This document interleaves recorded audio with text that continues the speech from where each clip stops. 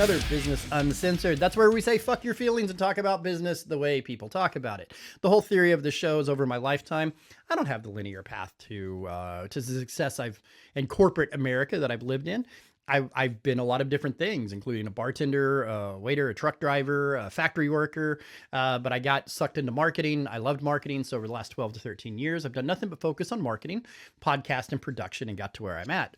I know through that rise that I had just as much conversations about business and just as much impactful things by dumpsters smoking, out places, having those private conversations, like the meeting after the meeting, where people are real. And that's kind of what I want to encapsulate on Business Uncensored, is that this is just real people. Real people do business. So this is a space, a safe space, that we can set and talk about business. Now, one of those businesses that I think is a lot of people's dreams out there is show business. And show business encapsulates a lot of things. Everybody that I produce podcasts for, TV shows, stuff like that, it's an ego. They want to be famous. You want to be famous. You have this thing in there that makes you want to be seen and want to be heard. And we have crafts around that. And one of those crafts that we have seen grow in since Mel Blanc all the way to current is voice acting. Being able to take your voice and do a character with that voice, give life to something 2D to make it 3D just with your voice. It has been a thing. I used to voice some cartoon stuff. I used to do stuff. I hate my normal voice, but Seth that did Family Guy, help me out here, Trey. No, you're failing just fine. Keep it going. No, I know. But the inner Family Guy, they asked one time, how many voices can you do? And he says, just enough not to be me. And I think that in voice acting, you get to that. It's a way for the actor to do things, but it's an art all to itself. And it's Seth MacFarlane, by the way. Seth MacFarlane. I was going to say Seth Rogen, but it's like, oh, it's that guy. But that, like, that meme I saw, like, what if every spider laughed like Seth Rogen? And that was just scary. But anyway, so Tre Mosley, he's been a friend of mine. We produce his show, just for all clarification. But he's very heavily Emmy nominated. Emmy nominated for voiceover for some Raiders. For the Las Vegas Raiders. I almost said Los Angeles. I'm still not used to that move yet. Las Vegas Raiders, Starfield, Madden, many video games. If you have ears, you have heard this guy. I promise you. So with that shitty introduction, welcome to the show, Trey. Hi, I guess. Hi. Sure. Yeah. Right. That'll do it. That'll definitely drive business my way. Like, yeah, he does okay. How you doing, you do man? more than okay. I'm okay. I keep the let's try this again. Welcome to the show, the sexiest man on earth. Now we're talking. There you go. That would be me. Give us a little bit, since I fucked it all up, give us a little bit of your accolades and what you've done in your voiceover career that just made you feel all warm, fuzzy, and proud to be a voiceover artist. Well, I, as you alluded to earlier, I was in Madden for the previous 5 seasons, which ended with Madden 25 this year, unfortunately. But I was in the Madden franchise. If you guys play, I'm the voice you hear during the matchup screen. It's the Las Vegas Raiders versus the San Francisco 49ers. I'm that guy. Also, if you just learning how to play the game, I'm the guy in the tutorials teaching you how to do all that shit. So been doing that like I said, the last 5 years, living here in Vegas, but I was a Raiders fan way before then. But I reached out to them on LinkedIn about 5 seasons ago and was like, hey, I'm a voice actor, but I'm also a Raiders fan, and I'd love to work with you guys. I read a couple of things for them, and we worked some stuff out. They have a docu-series, which is kind of like the NFL Hard Knocks, but it's the Raiders version, called Behind the Shield. You can see it on YouTube. And that's where my Emmy nomination came from, for my narration work on there. Various commercials. For any of you folks taking Prevnar 20, why did you get vaccinated against pneumococcal pneumonia? I did that. take You're a a moment. sexy motherfucker. Do you Hey, ever use that? Just like, if you've ever been infected by Tre Mosley. that's a good one. I did make what I call the Trey trailer, where Hmm. it's me, but it's like a movie trailer of myself doing various jobs. It's like Trey Mosley, coming to a project near you. If you like to use Trey, and just had my own Trey trailer, so that was cool. But yeah, I've done a little bit of everything. E-learning. This is the proper way to wear a harness, and so that you don't break your dick while the harness is between your legs. Look, it's a thing. It's like, make sure that the connectors are properly fastened as to not smash your junk. But there's a legal way of saying it. I've done that. Done some things in Canada uh, for their like public works. The proper way to dig and not to hit a main and blow up the entire street and stuff like that. I've done a little bit of everything. Um, Is there any job that you got? You're like, this is fucking ridiculous, and then you go read it, and you're like, damn, that was as ridiculous as I thought. yes. Um, yes. I'll just say yes. I won't go into the detail what it is, What but was it? Something I've sent you? yes. No. Um, you're not as bad. I've had some things where I'm literally looking at the script, and then I'm like, okay, but look, they're paying you $3,000 for this. You don't have to believe in it. It's stupid, but go. And I'm like, hi, I'm here to tell you about. I'm just whoring myself out. That's what I'm doing. I'm just a vocal whore. Well, I mean, editors, please, just for the rest of the show, that's Trey's subtitle. You know what? I'll eat that. I'm a vocal whore. If I could have Yes. a website called The Vocal Whore and not affiliated with OnlyFans or anything like that, but or maybe that's another avenue. Just have like a Look, just have like a like so I would just have a black screen. Ladies, are you feeling lonely tonight? Imagine me being there with you. That's a good fucking idea. So we're back. I have some things I need to do later on. right? Vocal horror. You could go into a whole narrating and audiobook of erotic books too. Like, this is your vocal whore talking about how she was wet like the Sahara after she saw my bank account. Ooh, gonna write that down. Yeah. This is geniuses at work, guys. I don't know how Yeah, nobody's not watching this. yeah. So vocal horror. I'm gonna actually look up that that I love address and see if it's available. I love that I'm somehow of the shittiest muse ever, but yet I find success. That says a lot about you. What it says, that's for the listener to decide. But it does say a lot about Hmm. I like you. it. I wish I knew how many of my jokes actually came to fruition somehow when I was just being a jerk. Uh, I mean, other That's than my how. children. Oh well. So I like to make things awkward, Trey. Every time we do a show, I'm just gonna make a montage because like our third or fourth show, every time I just make Trey awkward, I'm just gonna be like, Which is hard to do because I don't I'm there's not too many things or people that can make me like cringe. Uh, so take stock in knowing that you're one of them. I'm happy about that. And I wouldn't say that things if my kid actually gave a fuck what I did for a living. They don't care, so they'll never watch They this. they really don't. Well, my daughter likes to brag to like guys who like trying to date her, and she's like, I'm not impressed. My dad's in Madden. Like, Yeah. bullshit. No, he's not. And then she's like, yeah, that's him right there. Holy shit, that's him. And now they're more interested in learning more about me than her. I'm like, yeah, he's not the one.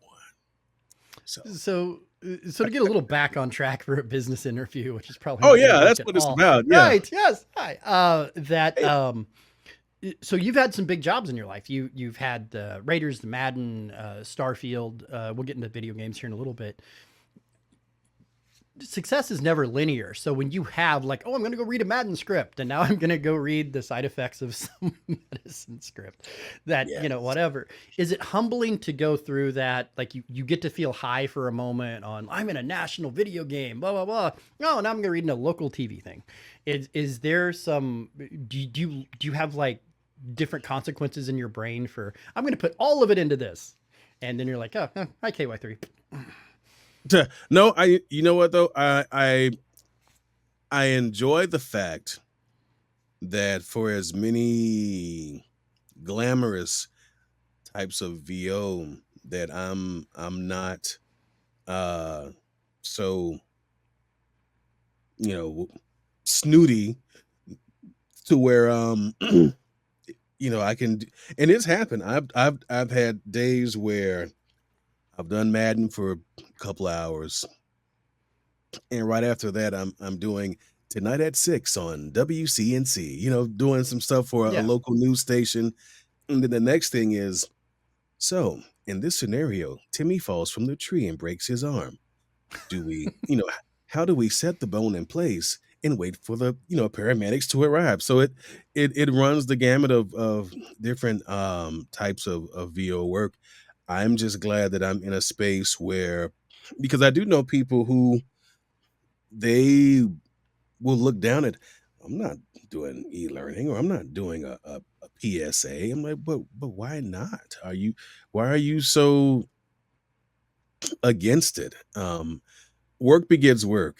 And I've done things for people in one, genre of VO, and they go, hey man, I got a guy who does a lot of freelance production for XYZ production company. And I know they do a lot of stuff, but it's hard to find voice guys, or maybe not the right voice, but I think I'm going to introduce you to. And now it goes from doing, uh, a how-to video to maybe it's a documentary on baseball or something like that.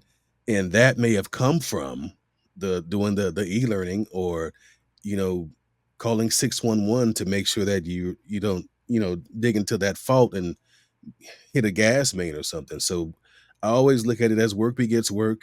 And I am thankful and fortunate to be doing what I've been wanting to do for the past 15 years. And I don't care where the work comes from.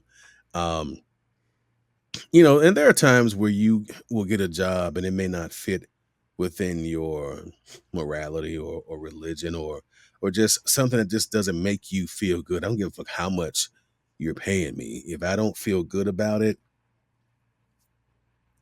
then I'm not doing it. There are some things where I have compromised my morals, sure, but then there are some things where I just go, yeah, that's not going to work. And you have to eat it and say, no, I'm not going to do it. So 99% of the time, I don't, I love the work that I do. That 1%, if I really have to make some type of decision about it, then chances are I'm not going to do it. Uh, uh, Go back to the beginning. What was the first paid VO gig that you got? Like you're just what was the first time that you got paid for being a vocal whore?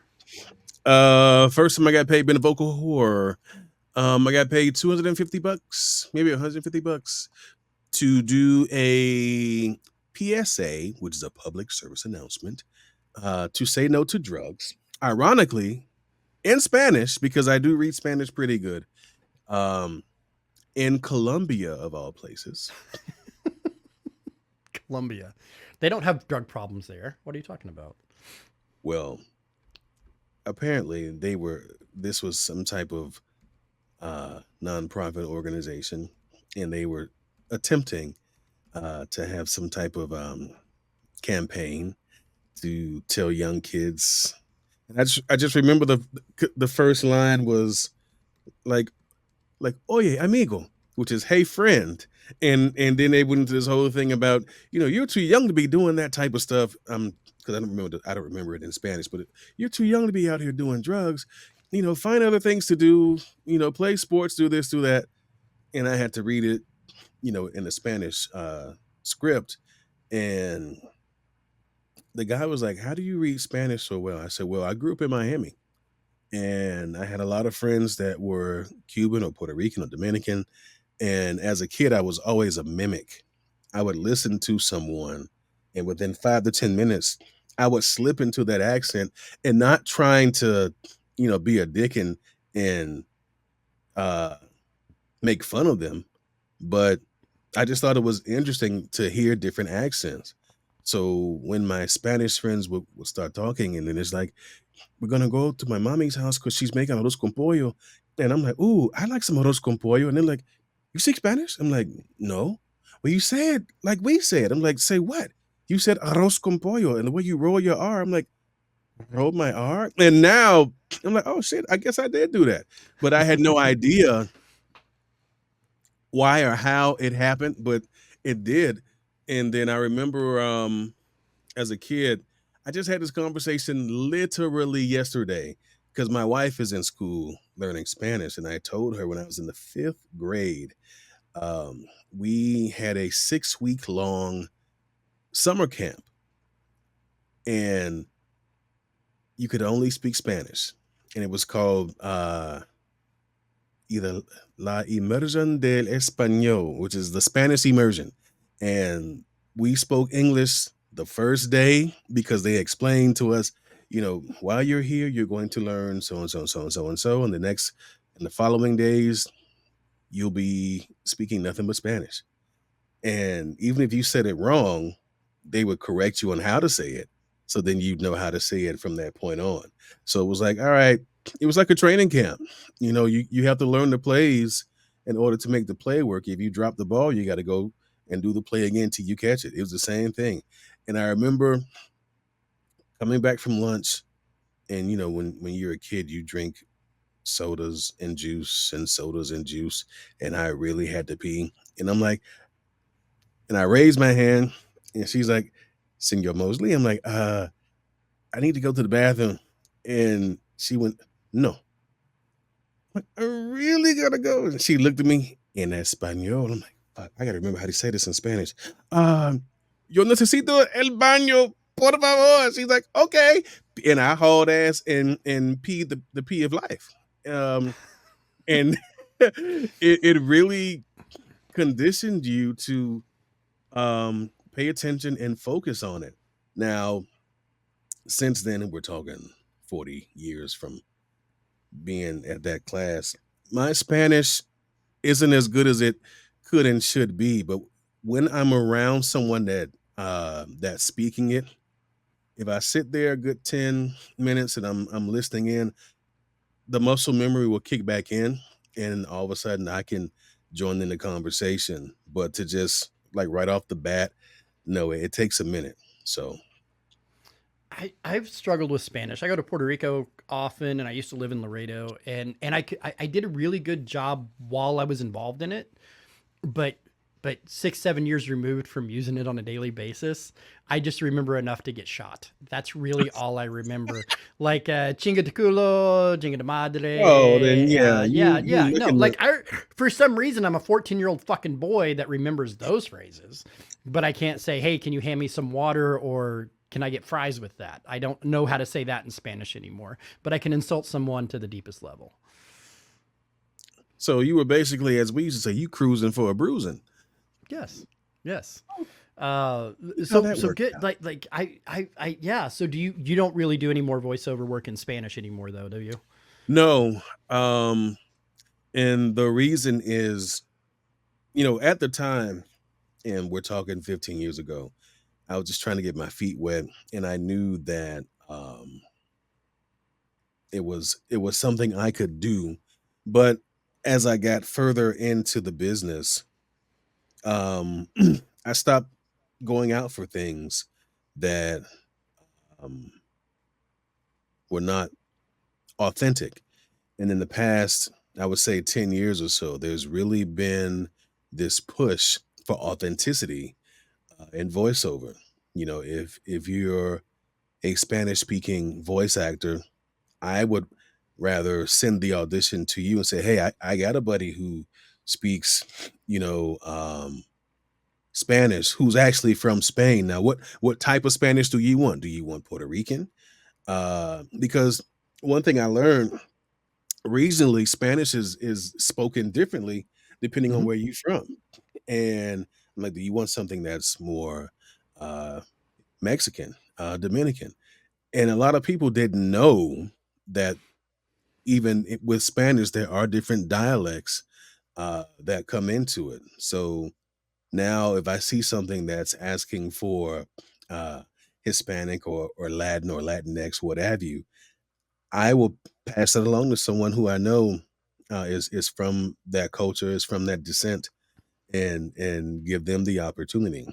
Just I, where I was going to say, just like I know some people who have sent me things, they're like, well, they wanted someone that's African American sounding. Like, so you I mean was a just, African American I, person? yeah, I was just getting ready to ask you that question. So I'm producing your show. Take time out with Tre Mosley. Go check that out. Right. Um, Trust me, you have a bigger viewership than me probably at this point. I don't know. I don't even run my own show, Trey. I don't know. I could be getting 1 million views or 4. I got other shit to do. Anyway, but I noticed that on your show, a little bit of a plug for your show here, that you have a lot of African American voice actors on there, and a common theme that comes up in that show is exactly what you were talking about.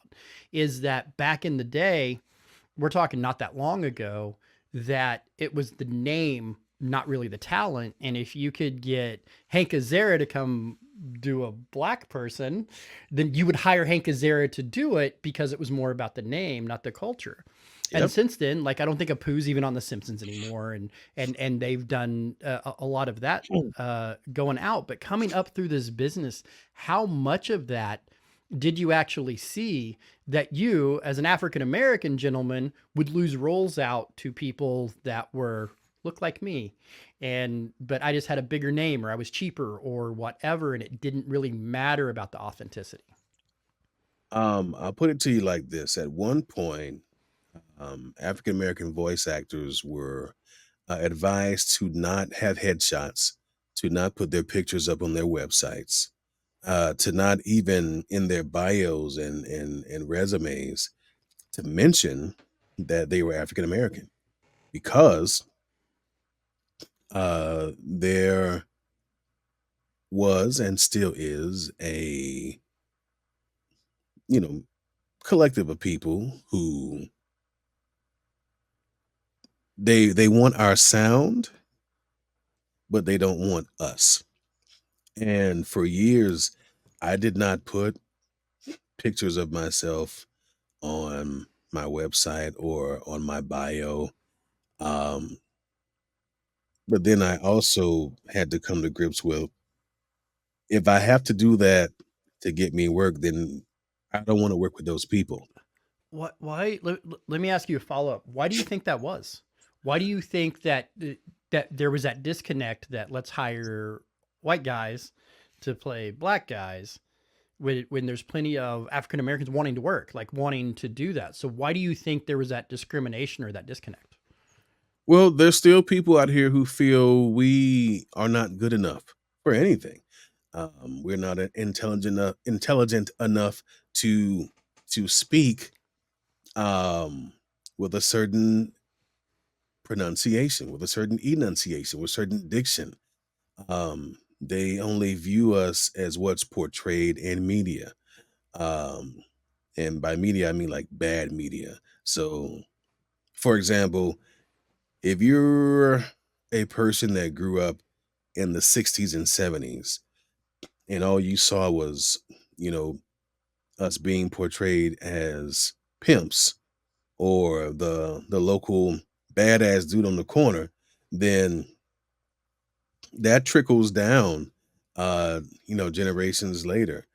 Um and then you have individuals who also assume that because you are African American that we all can do the urban sound. I'm like, well, what does urban sound like? Because I have a good friend of mine from Denver, Colorado, who did not grow up in the hood. She was a suburban kid her whole life. Matter of fact, her parents were military folk. So everywhere she went, she didn't live in a hood. And she found it difficult for her to land roles because, it's like, well, you don't sound like the typical black girl. Really? What does a typical black girl sound like? Because and that's what I think some ignorance comes into play because all white people don't sound the same, right? It's like I'm in the Midwest and Massachusetts people sound a certain way and Southern people and whatever, but I've never understood why African Americans take the brunt of having a diverse culture, but everybody thinks everybody sounds the same. Like how narrow minded is that? Very. It's very narrow minded. Um, One of the sayings that we use often is everybody wants our rhythm and not our blues.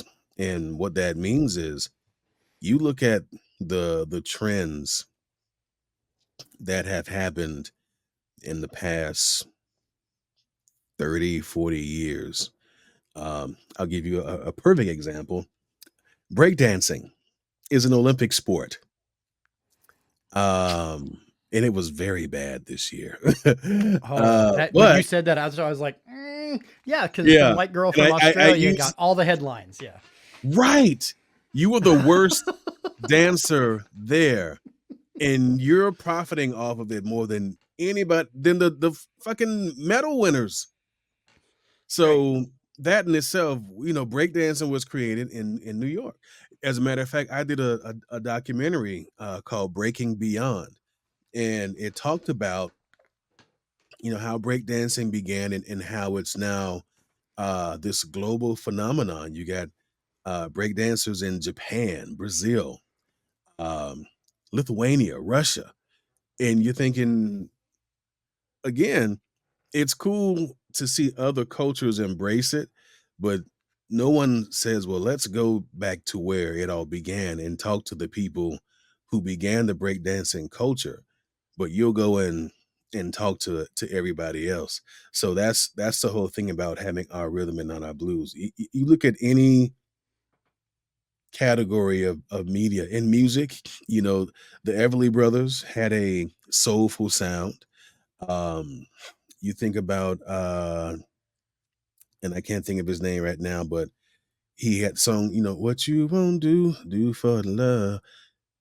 For years, people did not know that was a white man until it had been revealed. I'm like, really? Mm, I I So I, ha- I have one of those, and you're gonna laugh at me for that one. It's now I it's have true. give me a second because I know you. Every time I drink something, he will say something, and I literally have to hold myself and not It's spit it out. So it's now a I'm nervous combo. to drink.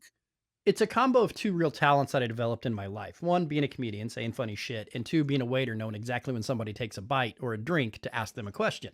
So I just combined those two talents, um, and I've combined them well. Indeed. Never Gonna Give You Up by Rick Astley. For some reason, I wasn't an MTV kid. I'm Gen X. Don't get me wrong. See, I knew you'd think it was funny, but I heard it for years, like, never gonna give you. And I'm like, man, that is just a butt. And then I seen the guy and I'm like, dude looks like a car salesman. And it's just like that was one that blew my mind just because I didn't have MTV growing up. We didn't have the internet or whatever. And when I seen him, I'm like, are you fucking kidding me? Because he does. And I'm like, all right. All right. So every time I hear that, that runs through my mind. Like I used to think you were black, man. Yeah, and there are a few other examples. Now, I will say in music, um, especially in the UK, a lot of that comes from they used to have radio stations that picked up American stations, and the music that they primarily picked up was the Motown sound. Hmm. And so from there, a lot of the kids growing up, and again, the trickle down theory is like, hey, this is some nice music. I don't know who these people are. It's the Temptations. I don't know who the Temptations are, but I like sugar pie honey buns and I'll be that and all that. And then they started to listen to it more and more and realize, oh, this is it's making me feel a certain way. And they adapted to it and adopted it as a type of musical style they wanted to do. But it wasn't out of mimicry. I think it was just uh they really appreciated and they always gave homage to it. I remember a Rolling Stones interview, and Mick Jagger said they listened to a lot of um, the R&B and rock and roll groups from Motown, and that's kind of where they developed their style from.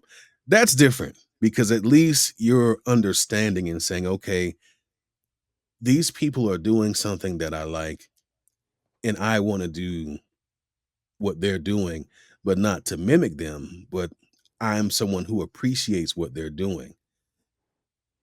The other side of that is in voiceover, for years, there have been characters of color that have been, portrayed by people that were not of color. And it's not because they were doing it because, hey, I appreciate what you're doing and now I want to try it. It's they would just simply, we don't have to hire a black guy. I know a guy who Right. sounds black. Do you now? I know a guy who sounds black too. A He was black born guy. black. Yeah. Yes. But that kind of leads into the other thing that we are kind of talking about pre-show. Now, I produce shows for a lot of different mediums, right? And I think anytime that you move into production, you move into whatever, costs and all of those things have Yeah. to be considered. Right. If I'm doing voices, I'm like, all right, I get up to the person of color voice, and I'm like, oh, now I have to go hire somebody so I'm not like deemed a racist. But in the other vein of it, why not just do it, because that's the only tool I have to work with? And yes, I'm a tool, but that's the only tool that I have to work with. Do you feel like in that vein that it is an appropriation, or it is really frowned upon that if I'm voicing 7 characters, I'm doing a self-produced self whatever, should I still like stop and go hire a black guy to do this because I got a very limited budget? Or is there a time when you got multiple voice actors that it's okay to use somebody that's a different race? I feel like if your budget and see and I've heard people say that, well, we wanted to hire a person of color, but we don't know what their budget is. Well, there's a very easy and simple way of finding out. Asking them. Fucking ask them. Right. There are voice actors on one end of the roller coaster who are just starting out and maybe, $200 is good for them. $300 is good for them. There are voice actors like myself who we have a certain number that we say, okay, this is kind of where we like to be when we get our work. And that number that you're presenting is not going to work for us, but we may know some people who that number may work for. And I can say, hey, I know a guy who's looking for a cool type of voice, and I know you just getting in the business and you trying to get more clients. So I'm going to connect you to, and hopefully it works out and you get the gig. Or I may send that to 5 brothers and like, hey, I know y'all trying to get your money up. My boy Ryan, he trying to do da da da da da. Here's the rate. Y'all cool with that? Yeah. All right. Well, here, this is the script. Audition for it, and may the best man win. Or because you and I are friends, and I know he's like, look, dude, I know it's not what you're used to. I can only give you a couple $100. I'm like, since it's you, fine, I'll do it. But again, it all starts with putting it out there, asking.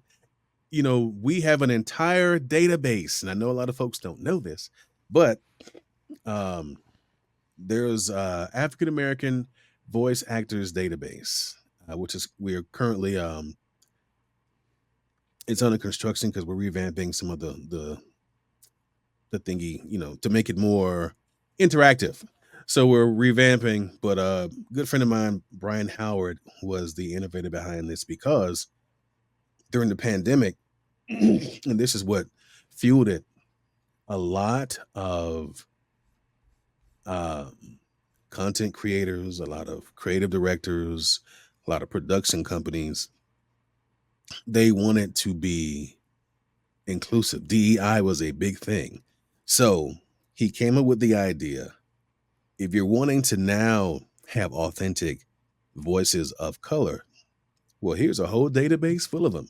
Now there's no excuse where we couldn't find a black guy, or we couldn't find a black lady, or a Spanish person, or an Asian person. There's so many different websites that are out full of people of color that there should be no excuse for anyone to not find what they're looking for. I think the problem is there are just some folks that simply don't want to. Um, I have heard within the past couple of years, there have been a few production companies that were all about diversity and inclusion, that now whoever that DEI person was, that role has been phased out. And it's like, oh, all right, we gave you guys a good 4-year run. Now it's back to normal. Um, and that's even in the in the corporate space as well. A lot of their DEI divisions have been just blown up. um, Things have gotten better in voiceover, but there is still a long road to travel with this. One of the good things about it, there's always the if you can't beat them, join them club. So, with that being said, there are a lot of animation and games that we as voice actors of color are saying, hey, well, if you guys aren't going to give us the opportunities to audition for these things, then we'll just do the Thanos and I'll make my own. So you have people making their own animated series. You have developers creating their own video games. Are they going to be mainstream? Some may not. But at least we now have the tools and knowledge to say, well, hey, I know how to use Unreal 5 engine. I can create my own game. Or hey, I know how to use, whatever the animation tools are. I think one's called Boom Tube or whatever. But they're learning these things and they're creating their own stuff. I got an animated series I'm working on. Now, I do not draw. I use this, and I'm pretty good at writing scripts. I've been trying to find funding for it forever, but I am dedicated to making it happen one day. And it all stemmed from growing up as a 10, 11-year-old kid watching the Super Friends. And I'm like, well, do they not have any super friends that are black? Because I, I, you know, friends. How many of us have them? You have a Superman and you got a Wonder Woman. Like, where's the brother? Where's the sister? So the animated series that I'm working on is it's a love letter to 10-year-old Trey. Like, hey, you finally have a hero now. You had to create him on your own, but here he is. So that's the nature of the beast, friend. That's where we are. Uh, so one of the things is I've been a creator for a long time, like long time, like 10-year-old Ryan, 10-year-old Trey. Used to go to bed like I've always had problems sleeping, so I've got ideas in my head. And I always used to tell these elaborate stories in my head. And then I would go to bed and I would either relive those stories or add to the story or whatever. And what I've noticed, and it's kind of been an influence for my life for learning how to graphic design, edit, animation. One of my first jobs outside of blue collar work was I made 3D assets for video games, right? I said a computer made 3D assets for video games, put them on this repository thing. People bought them and people were buying my assets. And I thought that was really good. And that led me to graphic design and just a mixture of things. So the big thing in the room or the culture right now, and I'm going to take this side as a creator, is that now with, you might say, invention, normalization of AI, it's made it much simpler to bring these creations to life for creators and people. Now, on the downside of that, people like me that were a graphic designer, editor of stuff, there's AI to take that place, right? Or there's AI, in my case, to make things more efficient. But in the voiceover community, it's kind of just killing you guys It's eliminating because there's you see the strikes going on and personal things you've told me, which you can divulge here or not divulge there, that you've had to walk away from pretty big things in your life or whatever because they won't agree not to use AI negatively. Um, so how do you find that balance? Because I can see from your side of view going, fuck AI is killing the things I've worked for my entire life. But then you have somebody on this side going, I found a new way to bring everything that I've ever wanted to bring to life capable from one machine. So how do we fight that divide and figure out how to move forward in this space? Yeah. Well, here's the thing.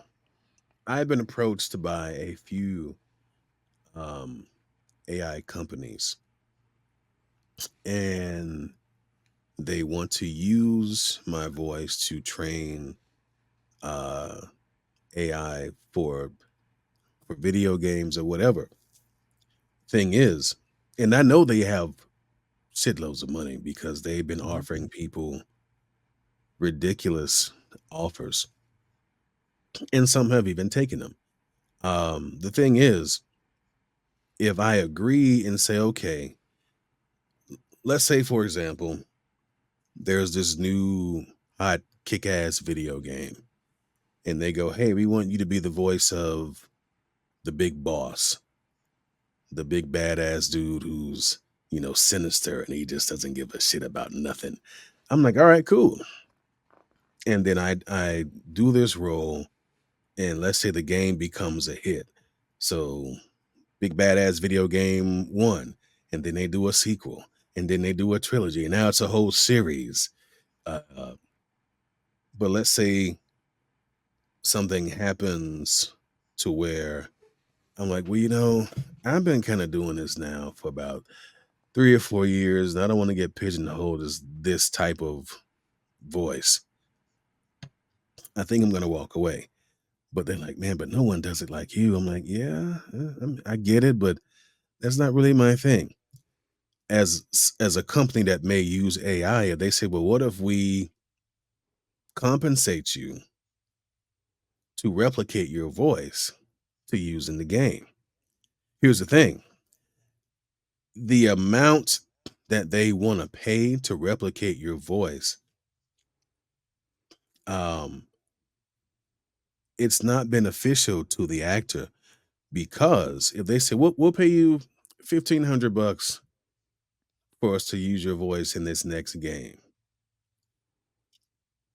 and the game goes on to make millions, is that fair to the actor who read the lines, and now you've taken those lines and you can pretty much have AI say, okay, in this scenario, big bad guy is gonna sound very sinister, and the line goes, if you try to do this again, I'll make sure you never walk again, or something like that.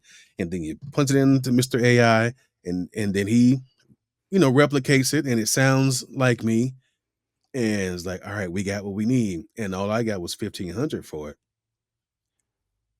It's almost like being a musician.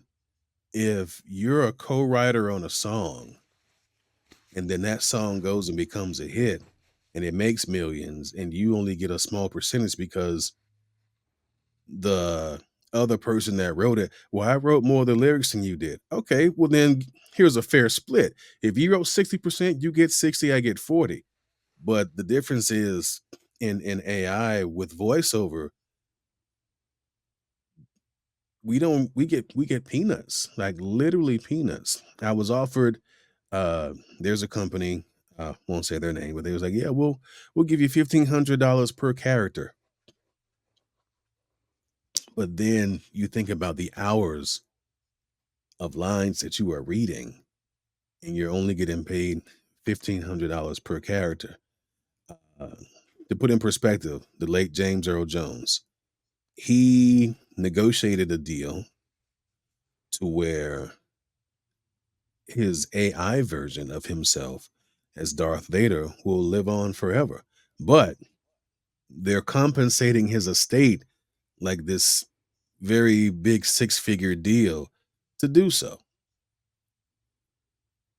again, these companies have the means to pay us as actors, and are we asking for six-figure deals? No, but at least a good five-figure deal. But then the stipulation is this: if I say to you, I agree to use my voice for this game, but can I trust you to not use it for something else?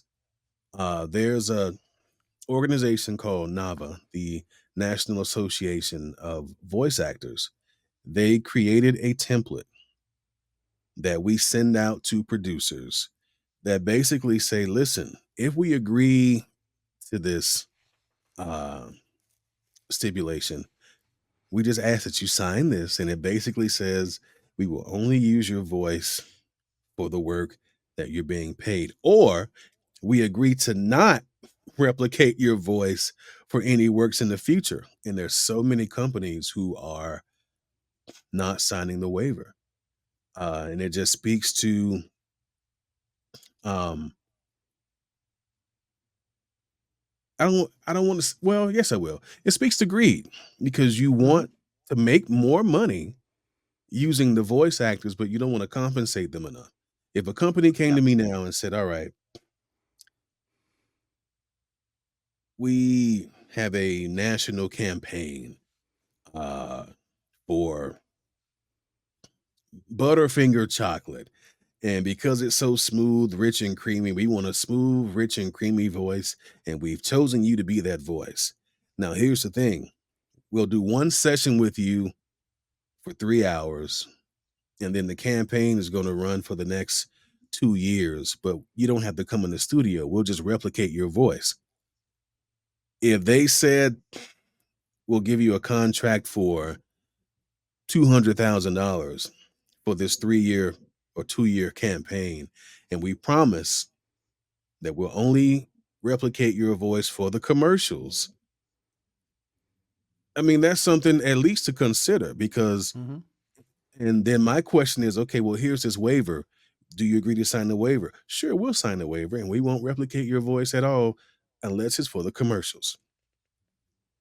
Then, um, again, it at least will bring up a good conversation. Um, but a lot of companies aren't willing to do that. But I wanted to touch on something that you said. Um, if you're in a position to where if you're a content creator and you can't afford to hire animators or you can't afford to hire whatever it is that's going to make your project work, um I would at least consider before you just automatically dismiss the developers or these animators. you know Again, it all goes back to communication. Say, hey, I'd love to hire you, but I just can't fit it in my budget. What would you work for, or what is your absolute, like, I'm not going to do that. And if it can fit into the budget, or at least into the realm of the scope of work you're doing, then do it, because the times are always going to change, and there are going to be things that are going to help us uh in what we do to make it easier or faster. You think about, for 40 years, we had just your conventional gas or electric range. Then microwaves came, and now air fryers are here. So it's always about convenience. That really doesn't affect anyone because no one's literally being paid to go, cook some chicken in the oven. That's just it's a convenience for the home. But if I'm a sketch artist, or I'm using my Wacom pad to draw and animate things, and now you're telling me there's a software that you can just feed it a picture and say, okay, hey, here's a picture of me chilling. Now make it look like I'm chilling, and now I'm gonna start breakdancing and do a flip and a split. And you can do that. As innovative as that is, that's also going to be taking food off the table for that person who's going to animate. I I So, I I, I want to speak to this part because I can animate, I can draw, I can do all of those things. So I know for me personally, that's why I asked you the question up front about the voice actor, is because that's something that I can't necessarily do, especially when you're crossing diversities and stuff like that.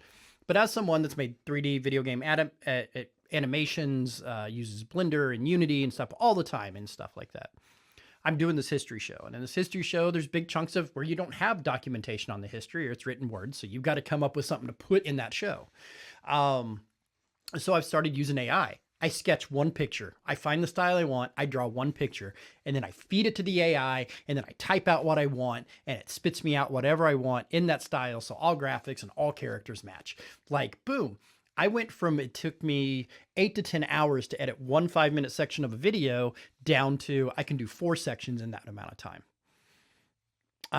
Where I was paying all of this money to just as a budgetary thing, I was paying all this money to, and I'll mention the companies like Envato Elements and Adobe Stock and all of this other stuff.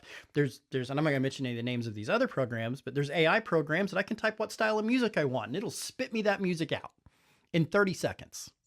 And I can even go, I need it to crescendo here. I need it to be this long, blah, blah, blah. 30 seconds later, I have the music I need for my video. I have the music that I need for the things. Now, I'm a musician as well. I've got a guitar hanging on the wall. I got a piano at home. And being these things, I'm like, fuck, this is cool. Because as a one-man show, I do that, right? Yeah. So I can see how AI can make creators better. But on the other side of it, I also absolutely see how when you have an entire industry built around voice acting, and now you have an intern. So preface what me and you both have just said. You're a big mega corporation that cares nothing about money.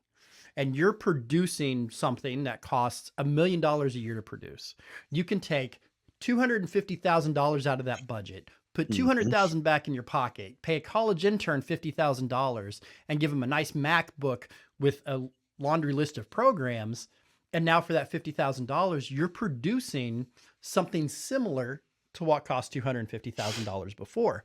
Yeah. The other bad part of this is that it's about what the consumers will consume as well. With TikTok, with whatever, like Canva. As a graphic designer, Canva was my enemy for a long time. Because as I'm sitting down and I'm intricately making every asset and spending hours on logos and design, here's Brittany Bitchface that just got out of high school that types in 4 things and moves things around and making more money than me.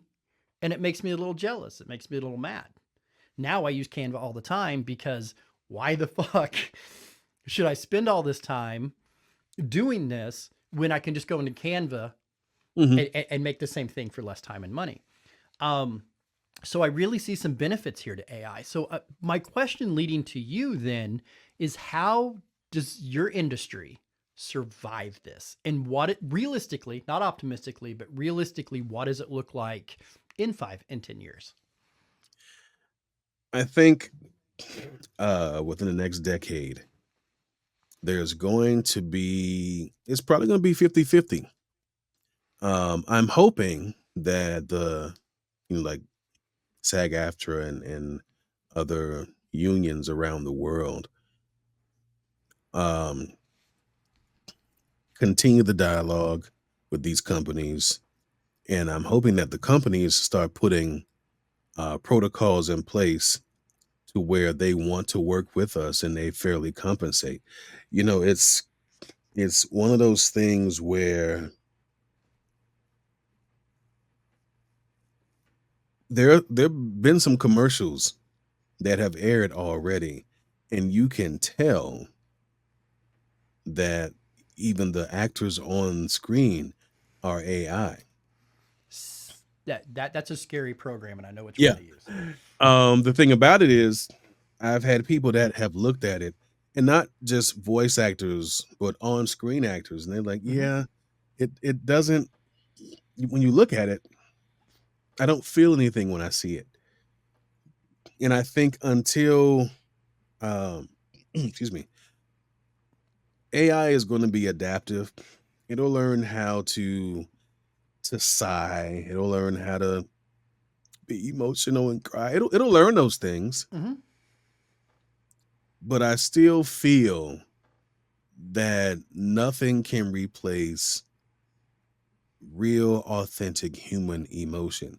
If you did a split screen and it's my face versus my AI avatar, and that AI avatar is sitting there, sulking. He's just, I don't know what I'm going to do.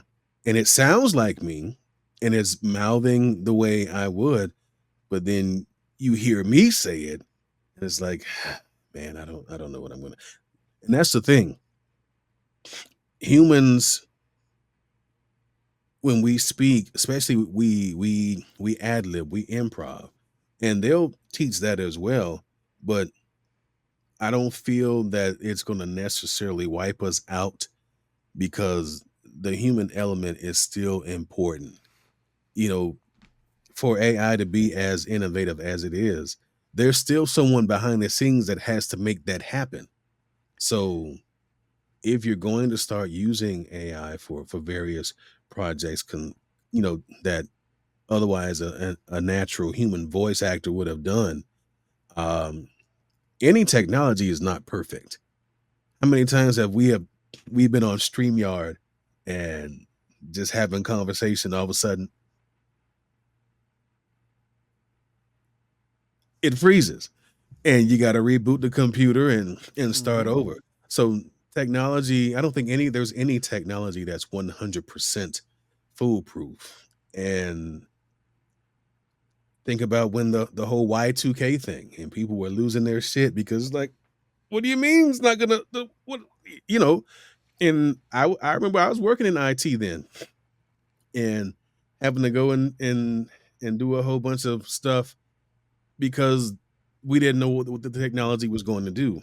So while I think AI is going to be around, there's still going to be a nice proponent of people that are not necessarily anti AI, but they're more pro human. Um, and I think the bridge can be there. There can be a bridge, but it's going to take a lot of work to make it happen. Here's my prediction. As being a graphic designer, producer, we're all involved in this visual art medium in one way or another. I think you're right. I think that, and there's actually a term for it called uncanny valley when something looks human but isn't human and you don't have that connection with it. There's actually a phrase for that. I think it's more like I'm going to use bread as an example, right? 100 years ago, your mom baked the bread. Yeah. 75 years ago, your mom baked the bread. About 50 years ago, all of a sudden we could buy bread in a supermarket. Was it as good as your mom's bread? Fuck no. No. Was it more convenient than your mom's bread? Fuck yes. So through the years, what has happened is homemade, handmade bread becomes more of an artisan product that carries more of a value. And I think handmade, handcrafted things are going to move that direction. You're going to see in 15 years, totally human movie, no AI used. Like it's going to become that selling point. It's already But happening then, now. Yeah. but then the majority of people are still going to go buy the white bread off the shelf.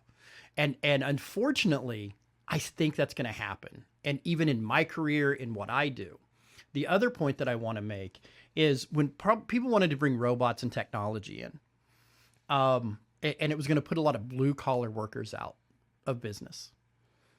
The government and all the white collar people went, it's the way of the business. It's the way of the Hmm. world. It's the way it is. And I'm going to say that I'm not necessarily, my income isn't white collar, but fuck you. I sit at a desk and babble into a microphone half the day. I can consider myself a little bit white collar. I think we're losing our shit because this is the first time in modern history, in history at all, that something's coming for our jobs. Yeah. It's not something that's going to replace somebody lesser than us on the evolutionary scale or lesser Hmm. than us on the economic scales. You're going to have marketing professionals, CEOs, strategists, producers, production, people high up that's making 6, 7 figures a year be replaced by a little program on a machine. Oh And yeah. I I just did think, not to cut you off.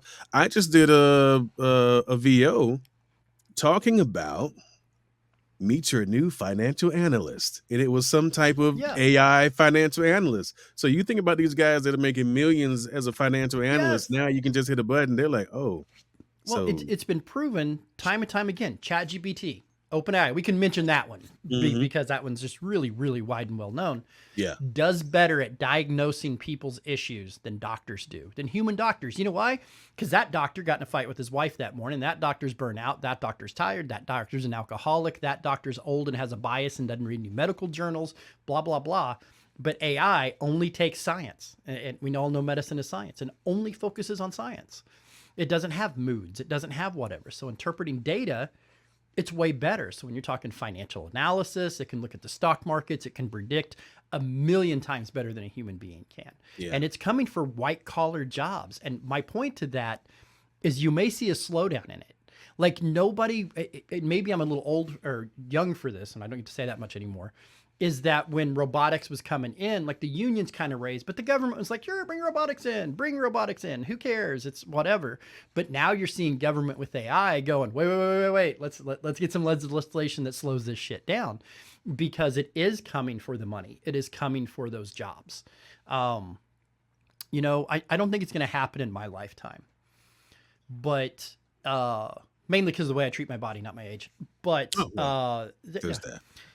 is that, yeah, I think AI is going to be one of those things that completely changes our society. It already has, but to a depth that we don't understand, just like radio did, just like television did, just like the internet did. AI is going to change things as deep to the core as those things did. I would hope within the next generation that instead of AI being a replacement for a lot of things, that it's a companion Yeah. with a lot of things. If I always say whatever you create or whatever is being made, when put in the right hands, it's a valuable tool. If you give a gun to a soldier, and if you give a gun to a felon, it's the same tool. One is going to be used, you know, as a soldier, you're supposed to at least Mm-hmm. uh, use this weapon to defend or protect. But if you're a felon, you're going to use that weapon to intimidate or kill. I mean, you're even as a soldier, yes, you're going to kill, but you were killing because you were defending someone, you were protecting someone. But if you rob a bank and you walk in, Well, pow pow, this is a robbery, you know. But we're already seeing that. yeah, With AI voice, like to go back to you, not to cut you off, but for AI voice, the fact that I can go to a couple different apps, right? I can talk and it gives me my inflections, my whatever, and then I can do that in almost real time. Now you've got people taking advantage of older people on telephone calls, of videos, of stuff like that. You're seeing, I just did an interview with a cybersecurity person, and that is like the biggest thing ever is they're literally making scripts and in real time using AI stuff like that to defraud people. There was a whole call that went out that it was they took Joe Biden's voice and replicated it, and it was a Joe Biden call that says, "Hey, don't go vote, don't go do this, don't go do that." yeah. So we're already seeing AI being used for scams, nefarious. Not only that, the scary thing the cybersecurity said, it might take me 100 years to guess your password. It might take the old crackers 100 years to if you put all those things in. It can take as little as 5 to 10 minutes on things that used to take up to 100 years at this point. So we're already seeing it being used for shitty circumstances. Yeah. Yeah. It's a real thing. Um and again, like I said, with any tool, there are going to be people who use it for good, and then there are going to be folks who will take advantage of it and not take advantage for the good either. Um, No. All so right. So we'll see. we'll see. All right. So we went over an hour. We're going to start wrapping up or whatever. So this is my girlfriend part of the show. What do you want to talk about, Trey? Well, I want to be heard. I feel like you're ignoring me, and What are we doing?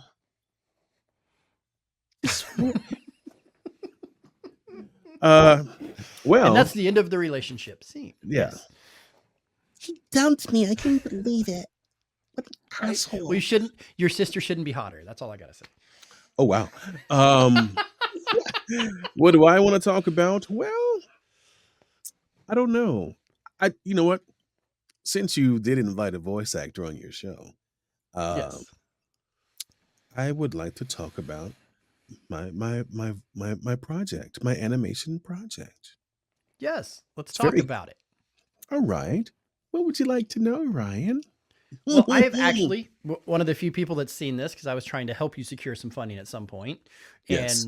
and our company kind of went a different direction. I had a couple conversations, and I was all basically told the same thing: is good luck. As you know, it is moving into this. I hate when we compare things to things, like because it Yes. needs to stand on its own. But watching it and going through it, it is literally it's got some Archer vibes to it. It's definitely got some Archer vibes to it, but it also has the superhero. And so you said your inspiration for it was Super Friends, right? Um, Kind of sort of, yeah. the kind of sort of what were some of your other inspirations, and are you married to the style that you're in? So for the budget that I could afford then, I was married to the style. Um, if I could find more means for a bigger budget, then I would definitely love to change the style. So Archer, someone asked me, um, what were some of the things that led you to this? I said, well, think Archer, but without the comedy. Because if you take the comedy out of Archer, it would be a badass spy show. Hmm. It would be a drama. It'd be like the Yeah. the Justice League cartoons in the early mid 2000s. And one of the things that I wanted to do, I didn't want to create a show that spoofed uh being a spy. I really wanted it I wanted to make this character complex. I wanted to make him be uh authentic to himself and to whatever mission that he's on. None of the stick. It's almost like comparing the Batman of the 60s to every iteration after. You know, if you were to ask a kid growing up now to look at the Adam West Batman, they'd be like, Batman is not, that's not what he does. Right. So I didn't I want don't to, even know what fever dream came up with that Batman, yeah. but anyway. And I don't want to have this character being a caricature of Hmm. the spies that we have known to be cool and have the weapons and gadgets. You think of course, Bond. um Even our man Flint, he James Coburn was a pretty cool dude.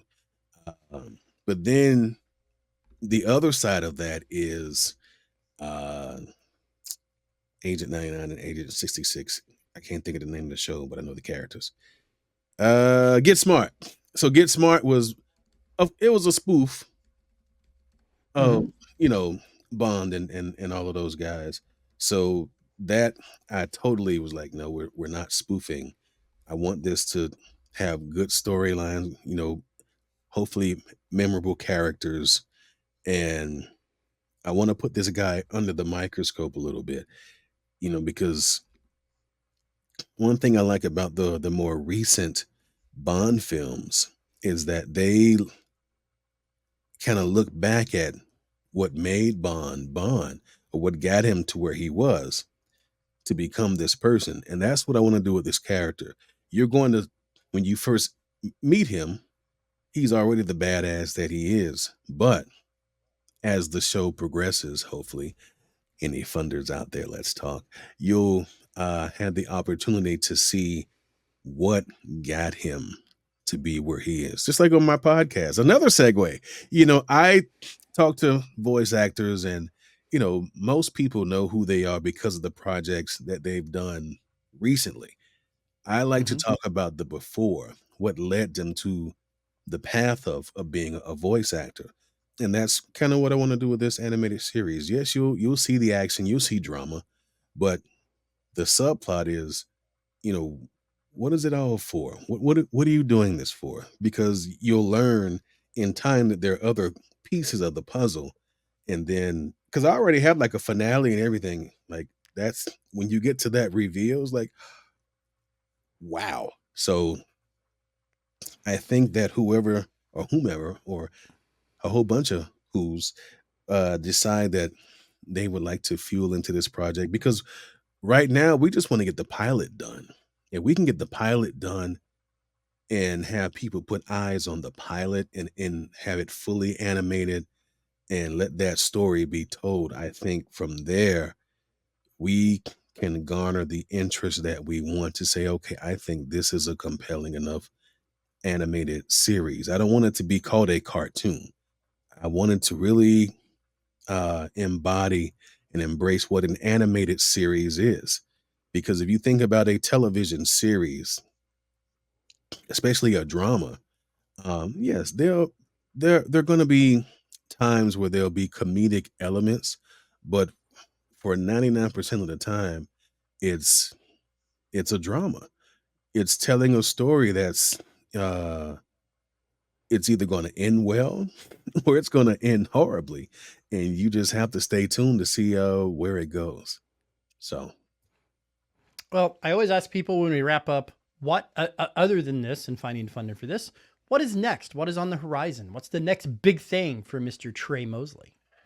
well, the next big thing for me is I want to start creating uh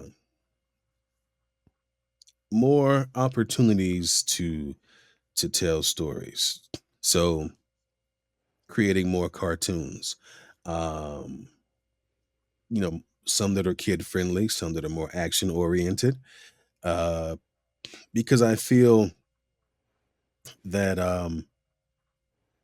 Hollywood is going through um it is going through its plastic bottle phase. Everything is being recycled. Mm-hmm. And we need new stories. We need new characters to love or hate, not rehashes or refurbishes of characters from the past. Because sometimes, and I've seen movies where it's like, "Hey, we're doing a sequel." I'm like, "Didn't that come out in '92?" Beetlejuice? Yeah, I got you. Wow, I didn't say that. Um, That but movie was god fucking awful. And I will say really, that. Yes. oh, and I wanted to see it. But that leads to my point. Why are there so many rehashes and reimaginations? And this is it's a retelling, but we've already heard the story. And Now, you can't and you can't gender flop or race swap a couple characters and it be a retelling. Fuck you. That doesn't work. yeah, you know, and I'm all for inclusion and equality, but just Yeah. because you Yeah. take a story and now it's a girl, it's the same story. Right. Now, if you say uh fill in the blank movie and now the story takes place 20 years later and it's his daughter, okay, Yes. I'm Quentin curious. Tarantino and Kill Bill, get that shit fucking made. I don't, it's time. Now, if, and that's a perfect example. If, Nakia all of a sudden is like, I am hunting for Beatrix, Right. That's a movie I would watch all day long. I What would I'm go not see going to that. watch is fucking Kathy Bates doing fucking Matlock. I'm not going to fucking watch that. But it's not the same. She's not. They need to have a better ad campaign then. The views and expressions of Ryan Shearer are not of. Are god awful and never should be appropriated for fucking anybody, anytime, fucking ever. Ain't it great? I'll see myself. Right? Like no, if people take me seriously, you have more problems than me, so therefore that's bad. Only problem I have now is now that the temperature is changing, my allergies are. So if you hear me sniffing into the phone, no, I don't have a coke problem. I just have a sinus problem. So but If yeah, you hear me that's what I. sniffing it, if you Well, hear me sniffing into the microphone, can you hook me up because my guy got busted? So.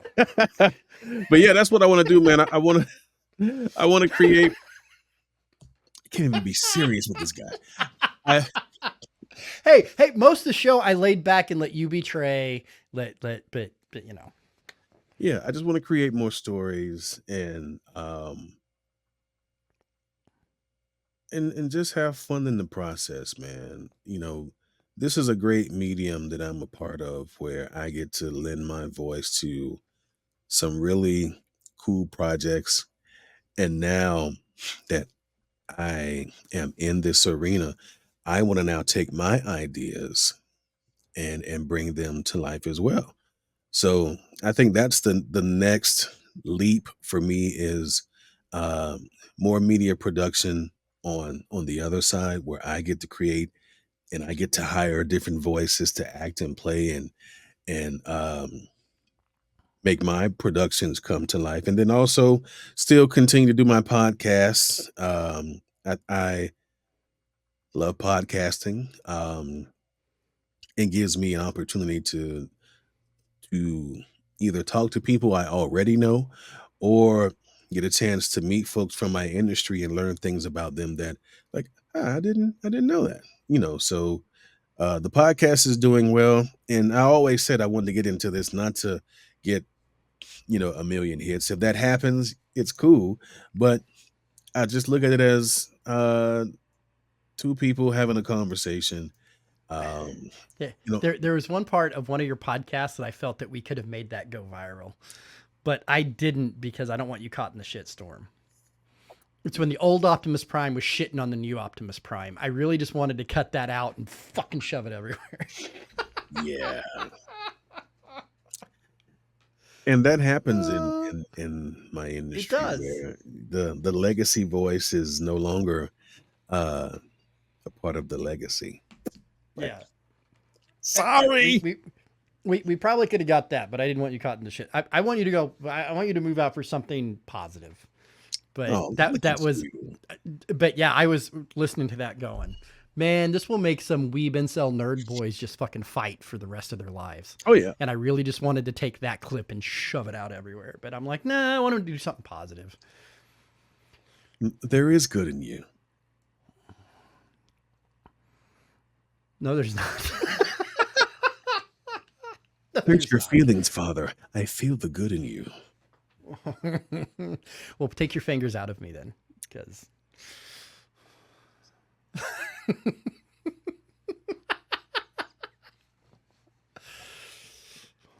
Don't you have mass or something to go to?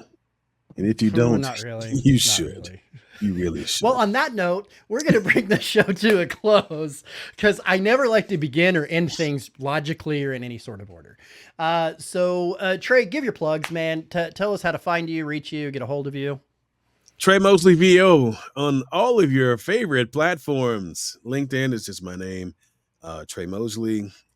If you're curious and interested in looking at my project for my animated series, go to thespecialist.com. But yeah, I'm everywhere. I'm Tre Mosley VO. I'm not hard to find. If you want to take a look at the podcast, it's called Take Time Out with Tre Mosley. I am your host, Tre Mosley, and that is on YouTube. And we got about 40 or something episodes, marching closer to episode 50, and I'm excited about that. So yeah, that's how you can find me. Oh, and if you want to hire me, that's important. Yes. You can go to my website, which is www.tremosley.com, or reach out to me directly at Tre, Tre, no Y, at tremosley.com. And let's get to work. And if you go check out Tre's show, that's produced by a little company called Titan Media Works. Titan Media Works, what we do is we do video and video podcasting, and we produce it. If you want your very own podcast like this one, it's only a check away. You write that out, and we make you one. We take care of everything from concept to logoing to style. Look, believe it or not, this shit show of a human being used to be director of marketing at a national marketing company, and we applied that and all the technologies into making your podcast what it should be, with that marketing focus. Not necessarily you're marketing a product, but making sure it reaches the people it needs to reach. We handle everything that you don't want to handle, and that's it. We can do top to bottom, or we can just do bottom to midway up. Just what I love Tre's face.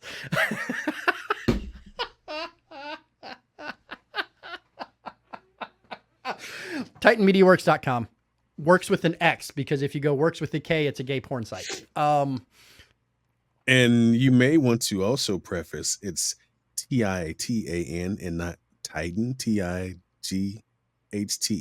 because you already Titan, yeah. Yeah, you already just prefaced one thing, and it's like no, that's serious. If you go to TitanMediaWorks.com with a K, it's like a gay exotic dancer site.